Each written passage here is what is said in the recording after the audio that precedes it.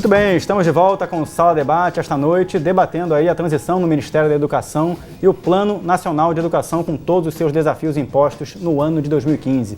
Conosco aqui no estúdio, Antônio Góes, ele que é jornalista e consultor em educação. Paulo Carrano, professor da Universidade Federal Fluminense, representando a Associação Nacional de Pós-Graduação e Pesquisa em Educação.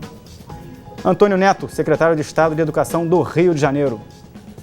Você de casa, participe aí pelas redes sociais, traga seu comentário pelo Twitter e pelo Facebook. Meus caros, vamos agora um pouco para o chão da escola, saindo da política, deixando as decisões do Ministério da Educação para os próximos capítulos. Antônio Neto, o Rio de Janeiro passou recentemente aí por uma revolução na educação e conseguiu avançar um pouco nos indicadores relacionados ao Índice de Desenvolvimento da Educação Básica. Mas a gente sabe que houve outros momentos na história recente do Rio de Janeiro em que ele estava posicionado num ranking um pouco mais atrás comparado a outros estados e outros municípios. Pegando a sua gestão e a sua reflexão sobre políticas longevas, como é que você associa esse momento pelo qual você está passando e os desafios impostos para a melhoria da qualidade? Bom, eu vejo da seguinte forma.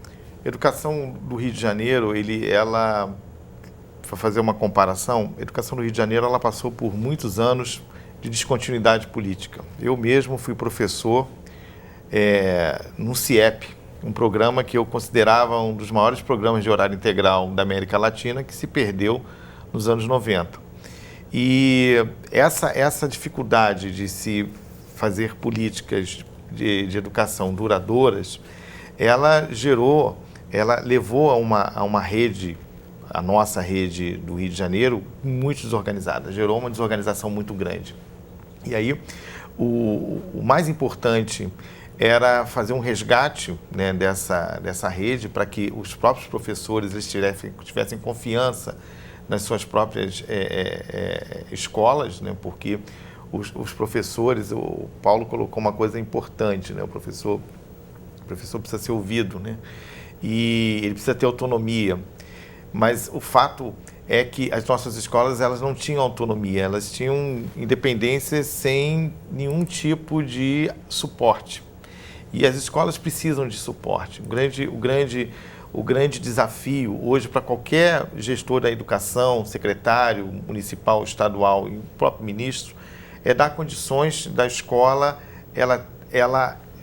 fazer uma boa gestão da aprendizagem.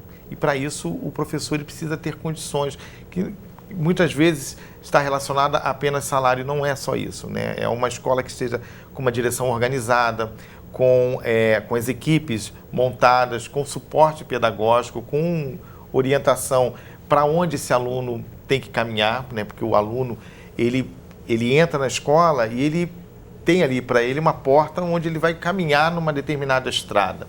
Essa estrada é o currículo que ele vai atravessar. E esse currículo tem que estar bem montado. Ele precisa saber aonde ele quer chegar e o professor também precisa construir esse caminho junto com o aluno. Essa é uma discussão que se tornou contemporânea, né? A discussão sobre o currículo, que já não é nova no Brasil, mas existe uma discussão sobre a necessidade ou não de se instaurar uma base nacional curricular. Queria entrar um pouco nesse assunto, porque o Antônio Góes ele vai estrear aqui na tela do Canal Futura no próximo dia 13 de abril uma coleção de entrevistas com 20 especialistas falando sobre os desafios impostos, as conquistas realizadas, das 20 metas do Plano Nacional de Educação. E muito se falou sobre a necessidade de se ter um currículo para poder ter uma primeira ação antes mesmo de se discutir educação integral, a própria formação do professor, a própria necessidade de se ter essa ou aquela prática na educação infantil. Antônio, queria que você falasse um pouquinho do que é que vem por aí. A gente vai botar na tela aí parte das coleções e você pode ir falando sobre o que mais se discutiu nessas entrevistas. É interessante que foram 20 entrevistas, cada entrevista com uma meta, e ficou muito claro ali, primeiro que tem uma harmonia no plano. Então, assim, o plano não é para se escolher uma ou outra meta que é mais importante do que outra, todas as metas são importantes. Agora, quase sempre nas entrevistas a gente recaía para as questões de valorização do professor, formação do professor, que são políticas de...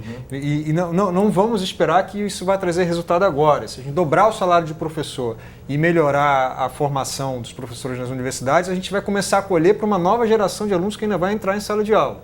Então, assim, são políticas realmente de longo prazo, a gente tem que pensar em longo prazo. Então, a questão de formação e valorização do professor sempre entrou. E também entrou, em várias entrevistas, a questão de estabelecer um currículo mínimo. Isso é um debate polêmico, tem gente que discorda, tem gente que acha que isso ameaça, de alguma maneira, a autonomia do professor em sala de aula, mas você ter clareza, e aí já um pouco dando minha opinião aqui, você ter um currículo mínimo no sentido de garantir direito à aprendizagem. Olha só, a gente não está falando em colocar uma camisa de força em todas as escolas, mas há conteúdos que um aluno do Oiapoque ou Chuí, numa escola indígena, numa favela, há conteúdos que os alunos precisam dominar para exercer sua cidadania. Então, assim, nesse sentido, se a gente conseguir fazer uma discussão bem feita do que é esse currículo básico, mínimo, a ser implementado em todas as escolas do país e que não vai ocupar 100% do tempo, vai ocupar só uma parte do tempo. Eu acho que é importante ter essa clareza, em que pese, e há críticas aí de sempre um risco, claro, de isso reduzir a autonomia do professor, mas eu acho que é possível conciliar essas duas questões. Vamos rodar um pouquinho, então, alguns trechos dos entrevistados com os quais o Antônio conversou, para vocês de casa poder terem mais informações sobre esse assunto. Vamos lá. Porque o professor da universidade, infelizmente, está muito distante da realidade da escola pública. É ele já quem faz a formação inicial. Nós já sabemos que a formação inicial, ela não dialoga com esse chão de escola. A gente, nos debates públicos, acaba festejando que o ensino fundamental de 9 anos foi universalizado. A realidade não é essa. E com o tamanho do Brasil, o desafio em termos absolutos, é muito grande. São muitas crianças que ainda estão fora da escola. Seria importante avaliar, nesse final de segundo ano, para impedir, que no terceiro ano haja crianças reprovadas. Educação integral é você também pensar em diversificar o currículo, diferentes formas, seja no ensino médio, e aí já tem muita experiência mostrando, como para o jovem do ensino médio é importante pensar atividades que envolvam circulação na cidade, a parceria para inserção ou uma exploração do mercado de trabalho, para ele ter experiências como estágios. No Brasil, nós entendemos que o assunto educação só entra quando você tem um filho e vai botar na escola. Aí você começa a ficar antenado com a educação. É importante que o tema da educação e da qualidade da educação seja um assunto de almoço de domingo na casa dos pais, de beijo entre os namorados desde a adolescência, porque a gente está falando de país. Tá isso, é só uma pílulazinha do que vem pela frente. Entre outros entrevistados, nós temos a Wanda Engel, nós temos a Ana Lúcia Lima, Márcio Guerra, temos o Simon Schwartzman, temos Antônio Freitas, temos também aqui a Paula Lozano, a Cleusa Repulo, enfim, tem uma série de 20 especialistas que, junto com o Antônio Góes, debateram ali a facilidade, a aplicabilidade, os desafios das 20 metas do Plano Nacional de Educação. Essa coleção de entrevistas estará disponível na internet a partir do dia 6 de abril. É só você acessar futura.org.br/entrevista e a partir da semana seguinte, dia 13, estreia aqui na tela do Futura, às segundas-feiras, às sextas-feiras, às 8h30 da noite.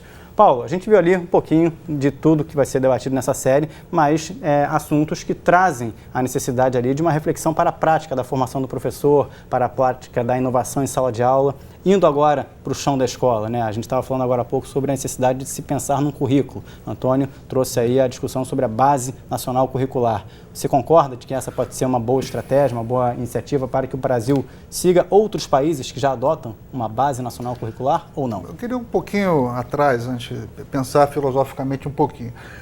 Não se faz educação sem uma ideia de educação, uma concepção de educação. Eu acho que a gente tem que começar a debater mais, né? O que a gente espera da educação. Da educação, e é muito interessante, voltando mais atrás ainda na ideia de pátria educadora, as pessoas estão até ironizando um pouquinho, é pátria educadora, mas corta o dinheiro do Ministério e tal. A ideia de pátria educadora pode ser tudo e pode ser nada. Pode ser só um slogan, né, que veio da campanha eleitoral, mas pode ser também um princípio de que não se educa só na escola. Quer dizer, todo ato do Estado, da sociedade, pode ser educador. né? Quando a Revolução Francesa se fez, logo em seguida, monumentos, músicas, quer dizer, para além da escola, a sociedade estava produzindo educação. E isso pode ser muito interessante, ou seja, muito do que se fala de problemas de aprendizagem na escola tem a ver com bairros precarizados, né? Ou seja, com situação de precarização do próprio professor. Nós estamos, a greve do Paraná, né? A greve de São Paulo, quer dizer, 80 mil professores parados em São Paulo, ou seja, a gente tem aí uma conjuntura que não passa só pela grade curricular, né? A gente sabe que conteúdo e forma se articulam, mas o conteúdo, ele coloniza a forma. Então, no debate do currículo, se você entende que você tem uma concepção de educação que vai além, né, da aprendizagem de conteúdo, você está formando ali um cidadão, ou seja, por exemplo, nós estamos enfrentando aí uma situação no Brasil onde a própria ideia de democracia está em jogo. Nós temos 30 anos depois, né, da democratização, pessoas que ainda falam em golpe militar, ou seja, nós temos uma tarefa educativa para fazer nas famílias, na sociedade e na escola também. Então, nós temos que pensar a ideia de educação que nós temos. Então, amesquinhar a ideia de educação escolar apenas com a ideia de aprendizagem de conteúdos é muito pouco. Mas né? Isso, em síntese, voltando para a pergunta da Base Nacional Comum, acho que a primeira questão é o seguinte, nós temos indicações suficientes na LDB, na própria Constituição, nas diretrizes curriculares nacionais, do ensino médio, da educação infantil, né, do ensino fundamental, que permitiria que um professor bem formado, um professor com autonomia e gestão pudesse selecionar conteúdos adequados para o tipo de educação que nós produzirmos, né, enquanto ideia. Essa que é a grande questão. Então, me parece que a ideia de ter um currículo como uma forma que o professor vai aplicar, ela é algo que limita a própria ideia de autonomia do professor. Antônio Neto. E aí, só para concluir, o que me parece grave é dar a ideia de base nacional comum ou base curricular nacional como pronto, tem que fazer. Não, tem que debater. É uma ideia que está precisando de me debate. Parece que antes mesmo do ministro sair, já se ouvia a notícia que havia um grupo de consultores arregimentados por entidades empresariais, fundações empresariais, que estão fazendo, sentaram praça dentro do Ministério da Educação, sentaram praça dentro da Secretaria de Educação, fazendo uma assessoria tecnocrática sobre a participação que nós queremos para a sociedade. Vamos debater, então, Antônio Neto, sua opinião sobre o assunto. Na verdade, essa questão do debate da Base Nacional Comum, ela foi colocada, inclusive, antes do ministro sair, ele já estava colocando isso na pauta, e o secretário de Educação Básica, Manuel Palácio, ele está muito envolvido nessa proposta, e a proposta não é engessar a escola, muito pelo contrário, é levar para a sociedade até para construir o conceito. O conceito não está claro ainda para todos o que seria uma base nacional comum, né? Se fala muito de um currículo por conteúdos, mas hoje no Brasil já se pensa em um currículo por habilidades. Então, não se fecharia efetivamente o conteúdo para o professor ministrar exatamente aquilo como se fosse um sistema fechado de educação. Não é isso quando se fala num currículo básico. No currículo básico o que o aluno precisa assimilar, o que ele precisa ter como uma habilidade que se relacione com várias outras habilidades de outras disciplinas. É um trabalho complexo, não é um trabalho simples, mas que garanta que todos os alunos, todos os jovens, eles tenham o mesmo nível de aprendizagem ou mais. Quando se fala em currículo básico, se fala exatamente no que o Antônio Góes colocou, um direito à aprendizagem, está no plano. Agora, há uma incompreensão do fato de como é que é efetivamente o trabalho do professor na sala de aula. O professor, principalmente quando ele tem um currículo, no caso do exemplo do currículo do Rio de Janeiro, ele é um currículo por habilidades e competências, mas ele tem um corte de conteúdos, claro. Você não consegue fazer um currículo assim no momento desse, se desprender dos conteúdos de forma tão clara. O currículo, ele é um documento norteador, mas ele é mínimo.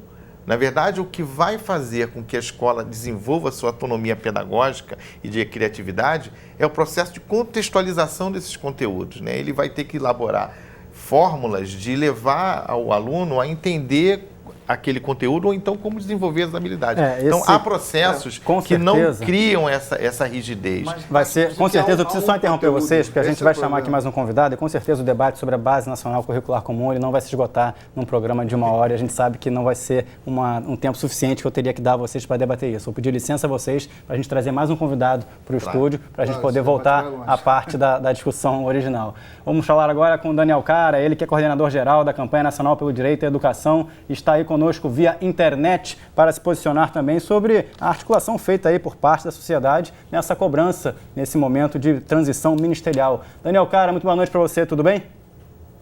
Boa noite a todos vocês aqui no estúdio, um grande abraço aí para todos vocês. Obrigado aí pela disponibilidade em conversar conosco nesta noite de terça-feira. Daniel, você que está aí sempre representando aí boa parte desse movimento pela cobrança, pelo acesso à educação, pelo direito à educação, como é que você analisa os próximos passos da sociedade, falando um pouquinho mais devagar para ver se a gente não tem nenhum problema técnico, para a gente poder ter ali um nome com qualidade para fazer lobby na política e tenha respeito pelo ambiente acadêmico, Daniel? Quem que você acha que vem por aí?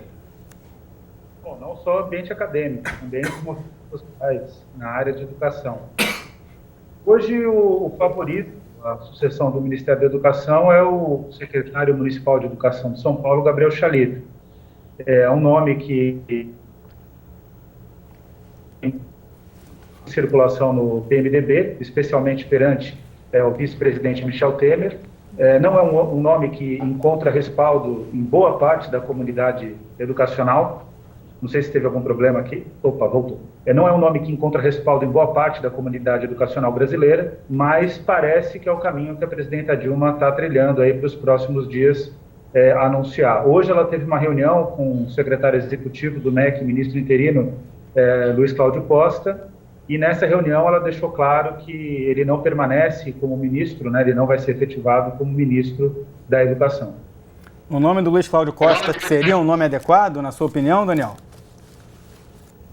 O Luiz Cláudio Costa é um nome muito relacionado ao ensino superior, né? Ele teve uma gestão no INEP, uma gestão que não foi marcada por problemas no Enem, né? Que normalmente, infelizmente, o INEP tem sido reduzido à aplicação exclusiva das provas e, basicamente, o Enem, por todos os problemas que já aconteceram, se tornou um calcanhar de Aquiles de qualquer presidente do INEP. Ele não teve problemas, né, na gestão dele relacionados ao Enem, ou pelo menos não teve problemas sérios. Agora, não é um nome que circula com tanta facilidade na educação básica e a tendência, a pressão que existe hoje, especialmente relacionada ao Plano Nacional de Educação, é alguém que consiga circular da creche à pós-graduação. Nesse sentido, o Luiz Cláudio Costa ele também não seria um nome de respaldo da comunidade educacional. Agora, para boa parte dela, ele tem mais respaldo do que o Gabriel Chalita. Então, vai ser uma situação nova aí que se coloca no Ministério da Educação e é preciso ver como que os atores sociais e atores políticos vão se portar caso o Gabriel Chalita seja, de fato, empossado. Agora, a Campanha Nacional pelo Direito à Educação tem um nome, tem uma sugestão, tem uma movimentação acontecendo, Daniel? Não, a gente mandou uma carta para a presidenta Dilma, uma carta que, inclusive, foi respondida. Ela disse que vai priorizar a questão da pátria educadora. A gente tem chamado a atenção de que ela já fez 22 discursos pós a posse em 1º de janeiro e ela nunca citou o Plano Nacional de Educação, que foi sancionado por ela. Então, o nosso nome é o nome do Plano Nacional de Educação. A gente não tem um nome fechado, mas a ideia é que seja alguém que tenha a capacidade de convencê-la que o Plano Nacional de Educação tem que ser a síntese, a expressão do lema de governo, que é Brasil, Pátria Educadora. Na nossa concepção, quer dizer, o plano é o que deve ganhar centralidade para esse governo, né? Mas os sinais, como o Antônio Góes disse no bloco passado, os sinais que estão sendo emitidos não vão nessa linha. Pedi para o Daniel continuar conosco, Daniel. Vou trazer de novo a bola aqui para o estúdio, mas já eu volto com você aí pela internet para a gente finalizar parte dessa discussão.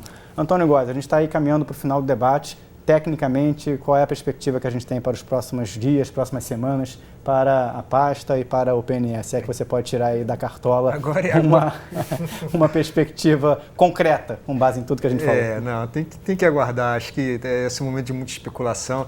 Eu acho que é interessante essa ideia de seguir o Plano Nacional de Educação. E o Plano Nacional de Educação seguia na sua totalidade.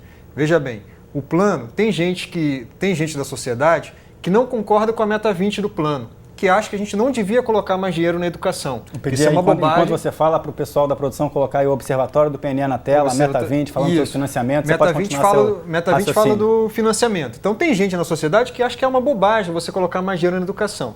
Tem gente na sociedade que não gostaria, por exemplo, que tivesse no Plano Nacional de Educação metas de aprendizagem tão vinculadas ao IDEB. Agora, o plano foi discutido no Congresso, foi discutido com a sociedade, o plano é um conjunto de 20 metas. Então, o que eu desejo que o ministro que assuma, ele assuma as 20 metas na sua totalidade. Senão, a gente sempre vai correr o risco de um ministro mais à direita achar que você não precisa tanto dessa meta, daquela, vamos tirar dinheiro da escola, não vai ter o custo qualidade aluno, o ministro mais contrário a avaliações vai minimizar aquela meta. O plano foi aprovado com suas imperfeições e ele tem uma harmonia, são 20 metas que eu acho que a gente não pode ficar escolhendo qual. Ela tem que ser implementada na sua totalidade. Antônio Neto, a perspectiva é a mesma de integração das articulações sobre as metas ou a sua perspectiva é mais pessimista no que vem por aí? Não, na verdade é de muita atenção, porque o plano é bastante ousado, são 20 metas muito ousadas, porque colocar o número lá, o indicador, que atingir 50% de tempo integral, ou colocar todos os jovens alfabetizados até a terceira série, isso é de uma ousadia enorme, porque isso vai envolver uma capacidade de operacionalizar isso que é enorme, né? Gerar mais recurso, mas um recurso que seja muito bem destinado, né, muito bem planejado, porque não basta só dar dinheiro, oferecer dinheiro para a educação. É preciso ter muito mais gestão sobre esse processo, que ele é muito complexo, né? Levar dinheiro às unidades escolares, levar dinheiro aos estados e tal, isso é importantíssimo. Mas fazer essa articulação entre municípios e estados, com programas efetivamente coerentes, que possa fazer toda essa integração, é o grande desafio do plano. Porque os entes não vão conseguir chegar a esses resultados sem que haja essa articulação. E hoje a gente vê uma dispersão muito grande nesse processo, uma dispersão enorme, né, de redes municipais que estão indo para uma direção, redes estaduais indo para outra, e o aluno se perde no meio do caminho. Na verdade, a gente está falando de jovens que dependem da educação pública para o seu futuro. E o futuro do Brasil está terminando, né? Nós temos aí um platô de juventude que em 2030 ele vai se encerrar. Se o Brasil não olhar para essa juventude que hoje ela é efetivamente o Brasil do futuro, daqui a 20 anos o Brasil vai ser o Brasil do passado, é aquele que deveria ter feito alguma coisa num determinado momento e não fez. Esse, para mim, é o fato, a urgência e a capacidade de operacionalização dessas metas. Para mim, esse é o desafio. Daniel Cara, suas considerações finais. A gente está vendo aí uma discussão sobre a juventude, o estudante do ensino médio, o estudante do ensino universitário, que faz parte desse momento da revolução no Estado brasileiro sobre educação, mas se a gente demorar muito, esse estudante vai acabar passando aí para seus 30, 40 anos e não vai ter visto para os seus filhos as mudanças necessárias. Suas perspectivas finais para a aplicabilidade de boa parte das metas nesse contexto transitório dentro do Ministério da Educação e no ano de 2015, que já se anunciou aí para todo mundo como um ano duro para a economia, de ajustes fiscais e retenção de recursos em todos os bolsos? Eu acredito que agora é o momento do Ministério da Educação convocar os atores que participaram da formulação do PNE para construir caminhos de implementação do plano. Eu concordo com o Antônio Góes, eu acredito que o plano tem que ser implementado na sua integralidade. Agora, a implementação na integralidade do que está na lei precisa ser negociada com diversos atores no contexto de crise econômica, no contexto de um governo que está fragilizado por uma situação de debate social, né? Existe muita contrariedade em relação ao governo, e isso tem que ser compreendido pelo governo, tem que ser trabalhado pelo governo com sinceridade. Agora, é importante lembrar como o debate muda ao longo do tempo, né? Algum tempo atrás, por exemplo, se que o fato do Brasil estar vivendo o último bônus demográfico era um grande argumento para não se investir 10% do PIB, porque a população envelhecia. E eu fico feliz de ver o Neto defendendo a importância de se investir mais em educação, com critérios, o plano apresenta esses critérios, mas se investir mais em educação, apoiando estados e municípios, porque, de fato, é preciso ter mais recursos para melhorar o salário dos professores, melhorar a situação das escolas. Então, eu acho que esse é o caminho que está trilhado. E é importante ressaltar, a posição que o Carrano trouxe em relação à Base Nacional Comum, ela pode ser dialogada dentro do Plano Nacional de Educação, porque há respaldo também em relação à posição dele. Então, é possível chegar em momentos de construção coletiva e momentos de acordo e que, de fato, o plano se implemente na sua integralidade.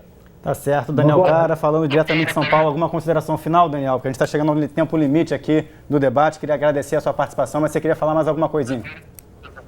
Não, só mandar um abraço e reforçar que, para nós da campanha, o importante não é um nome. O importante é a implementação do Plano Nacional de Educação como síntese e expressão da pátria educadora. Tá certo. Muito obrigado, Daniel, pela sua participação. Até uma próxima oportunidade aqui no Futura. Um grande abraço.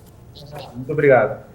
Bom, vejo que a discussão sobre a Base Nacional Curricular gera novos debates. Já deixo aqui um convite para vocês, para a gente trazer essa discussão novamente, mas queria agradecer a presença. Paulo Carrano, suas considerações finais sobre a Base Nacional, fundamentalmente, é deixar o canal aberto para o diálogo. Acho que essa é a grande questão.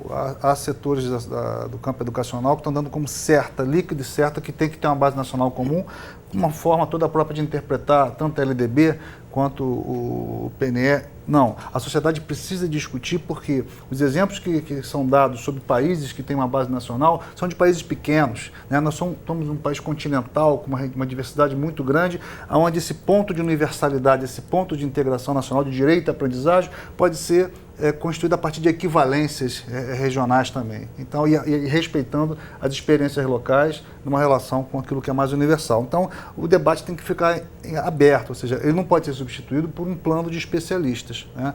E, por fim, eu acho que tem um risco muito grande no cenário de crise econômica, é que haja um descompromisso com os 10% do PIB para a educação.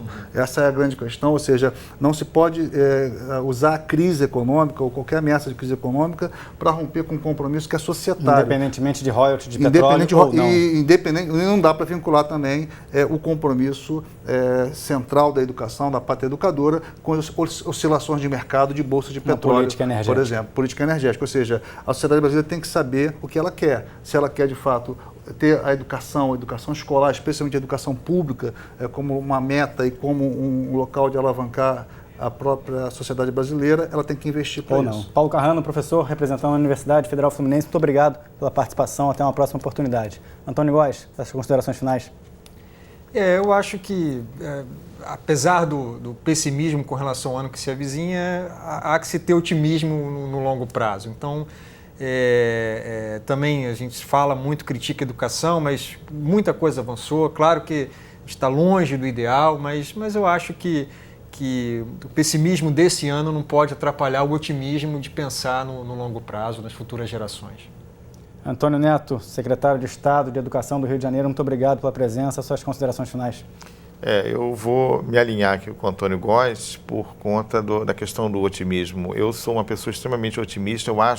Eu vejo que o debate da educação, embora ele pareça não ser um grande debate hoje que envolva todos os políticos ou a sociedade como um todo, mas já é um debate forte hoje na educação. Hoje já existe uma preocupação de ter um projeto educacional. Talvez ainda os caminhos não estejam bem definidos, como a questão da Base Nacional Comum.